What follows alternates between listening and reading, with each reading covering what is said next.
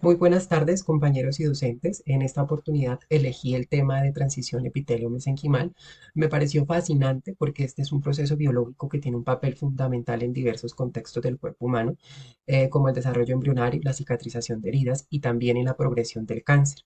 Es un fenómeno clave en la capacidad de las células para adaptarse y transformarse según las necesidades del organismo.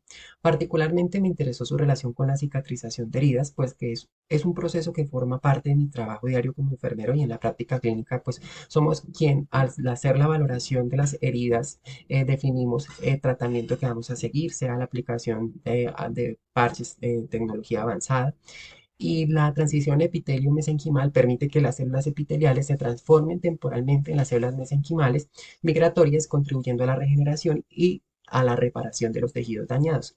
Mi interés radica en entender si este proceso podría ser aprovechado para mejorar las técnicas avanzadas del manejo de heridas crónicas, conocer a fondo los mecanismos moleculares que regulan la transición epitelio-mesenquimal y si podría abrir posibilidades para desarrollar tratamientos innovadores que optimicen la curación de tejidos en pacientes con heridas complejas. Por eso en esta presentación abordaré el significado de la transición epitelio-mesenquimal, la diferencia entre las células epiteliales y mesenquimales, sus mecanismos reguladores y cómo este fascinante proceso tiene aplicaciones tanto en la biología del desarrollo como en la práctica clínica. Primero vamos a hablar de las células epiteliales, que son las células que forman capas continuas, organizadas y compactas, cubriendo las superficies internas y externas del cuerpo, como la piel y el revestimiento de los órganos. Estas células tienen una polaridad apical basolateral, lo que significa que están diferenciadas en dos regiones. La primera, que es la apical, está orientada hacia el lúmeno exterior del cuerpo, y la segunda, que es la superficie vasolateral, que está anclada acá a la membrana basal y al contacto con otras células epiteliales. Estas células están fuertemente unidas entre sí mediante unos complejos unidos que aseguran la integridad y función del tejido epitelial. Entre estos complejos destacan estas uniones, que son las uniones estrechas, que forman una barrera que separa los dominios apical y vasolateral, regulando el paso de las moléculas. Las otras son estas, que son los desmosomas. Estos desmosomas proveen adhesión mecánica entre las células vecinas, conectando el citoesqueleto de actina y los filamentos intermedios respectivamente. Los otros son los que vemos acá, que se llaman hemodesmosomas. Estas estructuras anclan la célula epitelial a la membrana basal a través de proteínas como integrinas, asegurando su fijación al tejido subyacente.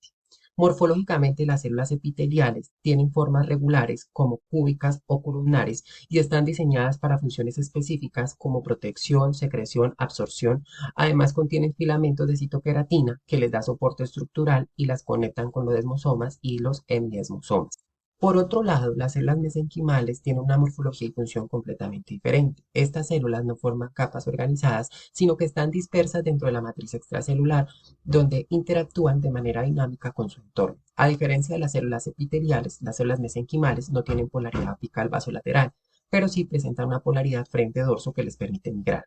Morfológicamente, estas células son alargadas y fusiformes, con proyecciones citoplasmáticas que le ayudan a moverse a través de la matriz extracelular. En lugar de citoqueratina, estas células expresan bimentina, un marcador característico que les da flexibilidad y las conecta con su entorno.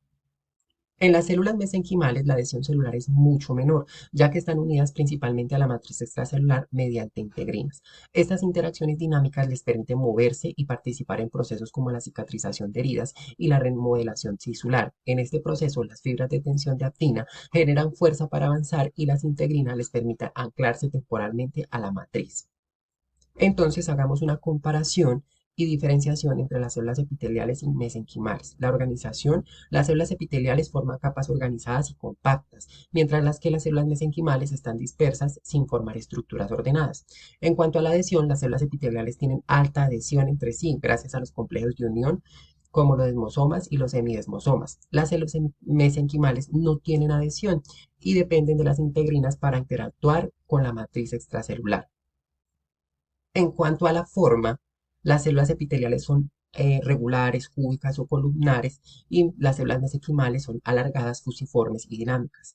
En cuanto a la polaridad, las células epiteliales tienen una polaridad apical basolateral que les permite estar unidas o ancladas y las células mesenquimales tienen una polaridad frente-dorso adaptada para que se puedan mover por la matriz extracelular. En cuanto al citoesqueleto, las células epiteliales contienen filamentos de citoqueratina asociados con la estabilidad y adhesión, y las células mesenquimales están dominadas por filamentos de actina y bimentina necesarios para la migración. En cuanto a la función, las células epiteliales se especializan en protección, secreción y barrera, mientras que las células mesenquimales están involucradas en la migración y remodelación y reparación. En resumen, estas dos células tienen características y funciones muy distintas, pero complementarias. Durante la transición epitelio-mesenquimal, las células epiteliales pierden sus características originales, adquiriendo las propiedades de las células mesenquimales, lo que les permite migrar y contribuir a procesos biológicos como la cicatrización y la regeneración tisular. Para entender cómo ocurre la transición epitelio-mesenquimal, es importante observar primero las etapas progresivas que atraviesa una célula epitelial al transformarse en una célula mesenquimal. Este proceso inicia en un estado de célula epitelial organizada y no migratoria, en su estado basal, digámoslo así, en el que predominan características como la adhesión celular, la polaridad y su conexión con la matriz extracelular. Conforme avanza la transición epitelio-mesenquimal, la célula comienza pues a perder esas propiedades debido a la influencia de señales externas como lo es el factor de crecimiento transformante beta y cambios internos en sus uniones celulares y citoesqueleto. Finalmente, la célula adquiere características mesenquimales como la movilidad, las interacciones dinámicas con la matriz extracelular y una morfología más alargada. Para dar como una introducción, aquí en esta imagen lo que estamos viendo son el estado no migratorio, donde la célula epitelial mantiene su estructura de adhesión. Luego acá que sigue el estado premigratorio, que es el momento en el que inicia la pérdida de la adhesión y la polaridad por la activación de los factores moleculares. Y finalmente aquí observamos el estado migratorio de la célula que ha adoptado un fenotipo mesenquimal y es completamente móvil. Entonces vamos a comenzar a explicar cada una de las etapas. La primera etapa es la etapa no migratoria. En esta etapa, las células se encuentran en un estado no migratorio completamente funcional como parte de un tejido epitelial. Vamos a hablar primero de la organización y la adhesión. Las células en esta etapa están fuertemente adheridas entre sí a través de unas uniones estrechas, como las uniones adherentes, como la podemos observar aquí, los desmosomas y las uniones tipo GAPS. Estas uniones permiten mantener la polaridad apical y vasolateral esencial para la función que ejerce las células o el tejido como protección, absorción o secreción. También vemos unos complejos, que son los complejos Krups. Estos complejos regulan la superficie apical, el complejo PAR, que se encarga de organizar la polaridad de la célula, y el complejo Scribe, que diferencia los dominios vasolaterales. Además, en el citoesqueleto, los filamentos de actina y citoqueratina están organizados para mantener la estructura y anclaje de la célula. En la unión con la matriz extracelular, las integrinas anclan a la célula epiteliana a la membrana basal, proporcionando estabilidad al tejido. Ya en la segunda etapa comienza a perder sus características epiteliales debido a señales externas que activan el proceso de transición epitelio-mesénquima. En la inducción de la transición epitelio-mesénquima, los factores de crecimiento, como el factor de crecimiento transformante beta, juega un papel clave al activar vías de señalización intracelular, como el factor de crecimiento transformante beta y, y el factor SMA and MAT Related Protein o SMAP. Allá a nivel intracelular activan el SMAP2 y el SMAP3, quienes se traslocan hacia el núcleo, donde inducen la expresión de factores de transcripción como SNAIL, SLUG y ZEB12. Esto produce unos cambios en las uniones celulares. Las uniones estrechas se debilitan porque disminuyen las proteínas responsables de la adhesión, como la claudina, ocludina y la ecaderina. Los desmosomas y las uniones adherentes también pierden esa funcionalidad debido a la fosforilación y la despolimerización de actina que destabilizan el citoesqueleto. Y ya entonces se comienza a preparar para hacer la migración. Entonces la célula comienza a remodelar su citoesqueleto desorganizando los filamentos de actina y citoqueratina, lo que la hace más flexible y menos adherida. Las integrinas, que eran estas las que observamos acá, parecen activas para interactuar con la matriz extracelular y facilitar el movimiento futuro. Entramos a la etapa migratoria, que es la etapa final. La célula adquiere un fenotipo ya mesenquimal, completamente migratorio y adaptado para moverse a través de la matriz extracelular. Se producen unos cambios morfológicos, la célula adopta una forma más alargada y fusiforme, con características de células mesenquimales. Se generan proyecciones citoplasmáticas en la parte frontal de la célula, como los filópodos y los lamelípodos, que ayudan en la migración. También hay interacción con la matriz extracelular. Esa interacción con la matriz extracelular en donde las integrinas y otras proteínas de adhesión focal se conectan dinámicamente con la matriz extracelular, compuesta de colágeno y fibronectina. La célula utiliza fibras de tensión de actina para generar fuerza y moverse a su objetivo. Hay también pérdida completa de la adhesión celular. La célula mesenquimal ya no tiene estas uniones estrechas, adherentes, ni desmosomas con sus células vecinas. Ahora interactúa principalmente con la matriz extracelular. Además, la expresión de marcadores mesenquimales comienza a expresar la célula bimentina y N-caderina, que son características del fenotipo mesenquimal. Esto le da la capacidad de migrar e invadir nuevos tejidos, especialmente en procesos como la cicatrización de heridas o la metástasis en el cáncer. En conclusión, este proceso es esencial en varios contextos biológicos como el desarrollo embrionario, la reparación de tejidos y enfermedades como el cáncer. Las imágenes muestran claramente cómo las células epiteliales van perdiendo estas uniones estrechas y se van reorganizando o reorganizan su estructura para transformarse en células mesenquimales altamente dinámicas. La transición epitelio-mesénquima es un mecanismo clave en diferentes contextos biológicos. En el desarrollo embrionario, asegura la formación de tejidos y órganos esenciales. En la cicatrización de heridas, permite la reparación y regeneración de tejidos dañados. Y en el cáncer, donde es aprovechado por las células tumorales para invadir los tejidos y formar metástasis. Entonces vamos a explicar un poco más a fondo cada uno de los contextos biológicos. En el desarrollo embrionario, la transición epitelio-mesénquima es fundamental para la formación de tejidos y órganos y ocurre principalmente en las etapas iniciales del embrión. En la formación del mesodermo, durante la gastrulación, las células epiteliales del epiblasto sufren esa transición epitelio-mesénquima para convertirse en células mesenquimiales migratorias, que forman el mesodermo y contribuyen en tejidos como músculos, huesos y vasos sanguíneos. En la cresta neural, las células de la cresta neural originadas del ectodermo también experimentan esta transición epitelio-mesénquima para migrar y diferenciarse en estructuras como huesos faciales, cartílagos, neuronas periféricas y melanocitos. En el desarrollo de órganos, por ejemplo en el corazón, las células epiteliales del endocardio sufren esa transición epitelio-mesénquima para formar las válvulas cardíacas y remodelar el tejido cardíaco. La transición epitelio-mesénquima en ese contexto es transitoria y controlada, lo que asegura la correcta organización tridimensional de los tejidos y órganos del embrión. La transición epitelio-mesénquima en la cicatrización de heridas es un proceso clave que permite la reparación del tejido dañado. Cuando ocurre una lesión, las células epiteliales en los bordes de la herida responden a señales inflamatorias y factores de crecimiento, como el factor de crecimiento beta, que desencadenan esa transición epitelio-mesénquima. Estas células pierden su adhesión epitelial gracias a la disminución de la E-caderina y adquieren características mesenquimales que permiten migrar hacia el lecho de la herida. Una vez la herida se cierra, estas células mesenquimales pueden revertir a su estado epitelial a través del proceso inverso llamado transición mesénquima-epitelio para reconstruir la capa epitelial. En este contexto, la transición epitelio-mesenquimal es beneficiosa porque acelera la regeneración de tejidos. Sin embargo, si el proceso es excesivo o crónico, puede contribuir al desarrollo de fibrosis, donde el tejido cicatrizal reemplazará al tejido normal, afectando la función del organismo. Y si hablamos de la transición epitelio-mesénquima, la fibrosis de los órganos, la fibrosis ocurre cuando esa transición epitelio-mesénquima se activa de forma descontrolada o prolongada. Las células epiteliales, al sufrir esa transición epitelio-mesénquima, contribuyen al aumento de fibroblastos y miofibroblastos que producen el colágeno y otros componentes de la matriz extracelular en exceso. Esto lleva a una acumulación de tejido cicatrizal en órganos como el pulmón, fibrosis pulmonar, en el hígado, cirrosis hepática o en el riñón, fibrosis renal. Actualmente, aunque inicialmente este proceso puede tener un propósito reparador, la fibrosis progresiva daña la arquitectura del órgano y disminuye su funcionalidad. Y finalmente, la transición epitelio-mesénquima en el cáncer. En el cáncer, esa transición es un proceso que las células tumorales utilizan para volverse más agresivas y formar metástasis.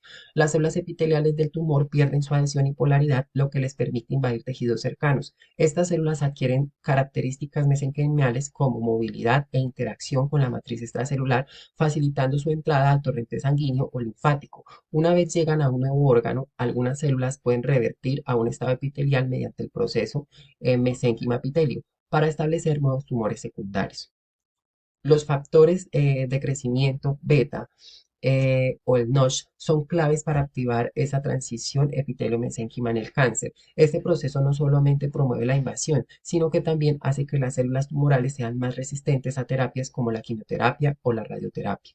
Y en conclusión, entonces, la transición epitelio-mesénquima es un proceso que ocurre en diferentes contextos biológicos con propósitos pues específicos. En el desarrollo en envío, pues en la formación de tejidos y órganos, en la cicatrización de heridas, en la regeneración, que puede pues llevar a una fibrosis cuando es crónica o descontrolada, y en el cáncer, pues las células tumorales aprovechan de ese mecanismo para volverse invasivas y metástasis. Ahora vamos a hablar de los mecanismos reguladores de la transición epitelio-mesénquima, que son esos procesos moleculares que activan y coordinan la reprogramación celular. En sí, son cinco los procesos que regulan ese mecanismo de transición epitelio-mesénquima, que son los factores de transcripción, las vías de señalización, los microRNAs, la matriz extracelular y los cambios epigenéticos. Y vamos a comenzar hablando de los factores de transcripción clave. Iniciamos hablando de los factores de transcripción clave, que son proteínas responsables de reprogramar las células epiteliales hacia un fenotipo mesenquimal, es decir, apagan genes epiteliales y activan genes mesenquimales. Los factores de transcripción clave son los primeros, SNARE y SLU, que reprimen la expresión de E-caderina, que es una proteína clave para la adhesión epitelial, y activan genes mesenquimales como la bimectina. Su mecanismo es que actúan uniéndose al promotor de genes epiteliales, bloqueando su transcripción. Seguimos con ZEB1 y ZEB2 que reprimen la E-caderina y promueven la migración celular. Su mecanismo es que se asocian con otros cofactores para remodelar la cromatina y silenciar genes epiteliales. Y finalmente encontramos a TWIST, que promueve la transición al iniciar la expresión de genes mesenquimales, facilitando la migración e invasión celular. Su mecanismo es que modula los genes relacionados con la movilidad celular y el citoesqueleto. Otro mecanismo regulador son las vías de señalización, que son rutas intracelulares activadas por estímulos externos, como el factor de crecimiento o las citocinas, que desencadenan pues esa transición epitelio-mesenquimal. La primera vía que encontramos es la vía de factor de crecimiento transformante beta y SMAD, que es el principal inductor de esa transición epitelio-mesenquimal. Su mecanismo es que el factor de crecimiento beta se une a los receptores de la membrana celular y activa las proteínas SMAD que se traslocan al núcleo, y allí inducen la expresión de factores de transcripción como SNAIL, ZEB o TWIST, y reprimen los genes epiteliales. La otra vía es la vía WNT o beta-catenina. Promueve la pérdida de la adhesión celular y la activación de genes mesenquimales, y su mecanismo es que la señalización de WNT estabiliza la beta-catenina. La beta-catenina entra al núcleo y activa la transcripción de genes de pro-transición epitelio-mesenquimal. Luego sigue la vía NOT. La vía NOT regula también la transición epitelio-mesenquimal durante el desarrollo embrionario y el cáncer. Su mecanismo es que la vía NOT se activa mediante la interacción célula-célula y libera un dominio intracelular que modula la expresión genética en el núcleo. Finalmente encontramos la vía Pi3K o AK y AKT, que favorece la supervivencia celular durante esa transición epitelio-mesénquima, y su mecanismo es que activa señales antiapoptóticas y remueve el citoesqueleto. Además, regula la migración celular mediante interacciones con la matriz extracelular. Otro mecanismo regulador son los microRNAs, que son pequeños ARN no codificantes que regulan esa transición epitelio-mesénquima al modular la expresión de factores de transcripción o vías de señalización. Encontramos primero la familia MIR200, que reprime esa transición epitelio-mesenquimal al mantener características epiteliales, y su mecanismo es inhibir directamente los factores como ZEB1 y ZEB2, y su pérdida favorece la transición hacia el fenotipo mesenquimal.